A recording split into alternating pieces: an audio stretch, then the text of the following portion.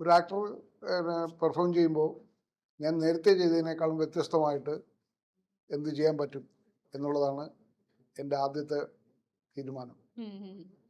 അതായിരിക്കും ഞാൻ ആദ്യം എടുക്കുന്നത്. അങ്ങനെ ഡിഫറെൻ്റ് ആയിട്ടുള്ള ക്യാരക്ടർ ചെയ്യാൻ കിട്ടുന്ന അവസരം ഒന്നും ഞാൻ കളയാറില്ല. അത് ചെറുതായാലും വലുതായാലും അങ്ങനെ ഡിഫറെൻ്റ് ആയിട്ട് ചെയ്യണം. നമ്മളെ ടൈപ്പ് കാസ്റ്റ് ചെയ്യുന്ന എന്നെ ഇപ്പോൾ സ്ഥിരം പോലീസ് വേഷമാണ് കെട്ടിക്കൊണ്ടിരിക്കുന്നത്. അങ്ങനെ കെട്ടി മടുത്തു. ഇനി എന്ത് പോലീസ് വേഷം കെട്ടാനാണ്?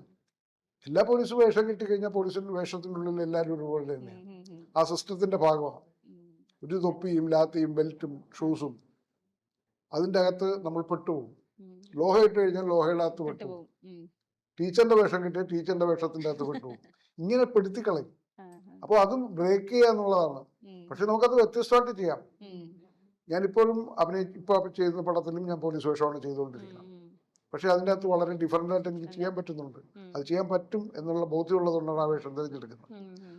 ചിലത് അങ്ങനെയല്ല, മറ്റതിൻ്റെ ഒരു കണ്ടിന്യൂഷൻ ആയിരിക്കും, റിപ്പീറ്റേഷൻ ആയിരിക്കും. അതെനിക്ക് താങ്ങാൻ പറ്റില്ല.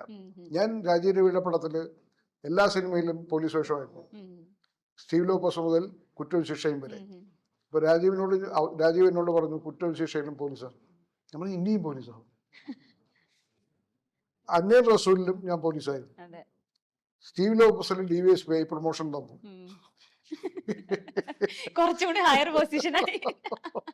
അത് കഴിഞ്ഞ് ഈ കുറ്റവും ശിക്ഷയിൽ എത്തുമ്പോൾ എന്നോട് പറഞ്ഞു പോലീസ് വേഷം കെട്ടണ്ട, സ്പെഷ്യൽ ബ്രാഞ്ചാ. അപ്പോൾ ഒരു ആശ്വാസമായി. അങ്ങനെ പോലീസ് വേഷം കെട്ടി മടുത്തു.